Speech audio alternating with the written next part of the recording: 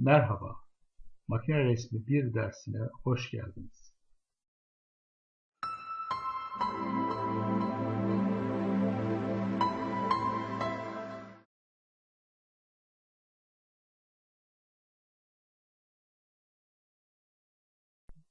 MKP 111 Ders 1. Ben Cengiz Soykan. Derslerim genel olarak ders notlarımızın tekrarı olmayacak. Fakat ders notlarımın tamamlayıcısı olacaktır. Ders notlarım derslerimi destekleyecektir. Derslerimde ders notlarımı.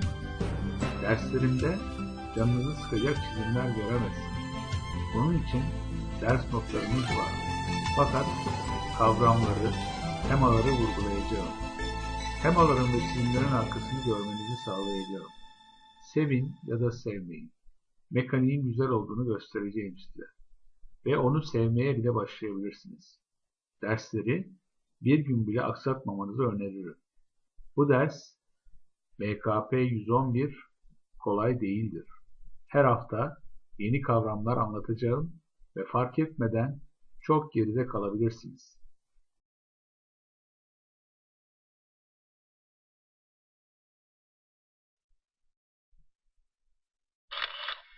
Günümüz teknolojisinde insan ihtiyaçlarını ve iş yapabilme kabiliyetini makineler aracılığıyla görmekte olup, makine güç ileten, tesisat malzeme, cihaz ise sinyal ileten yapıtlardır.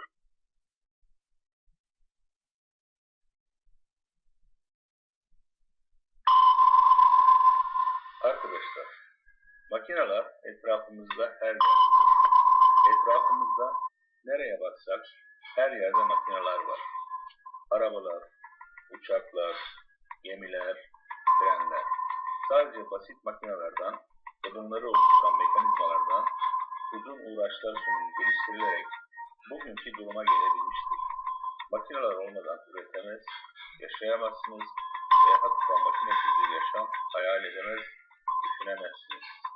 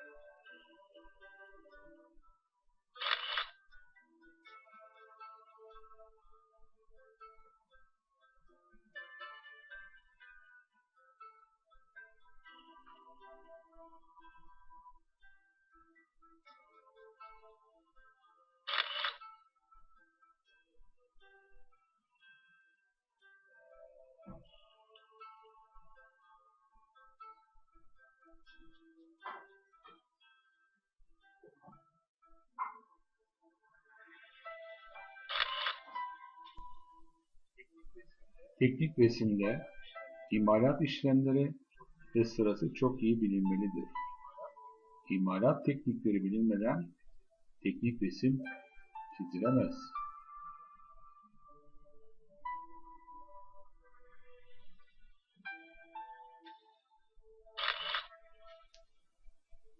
Teknik resimde montaj ve demontaj durumu dikkate alınmalıdır. Parçalar her koşulda bakım veya nakliye amacıyla sökülebilmelidir.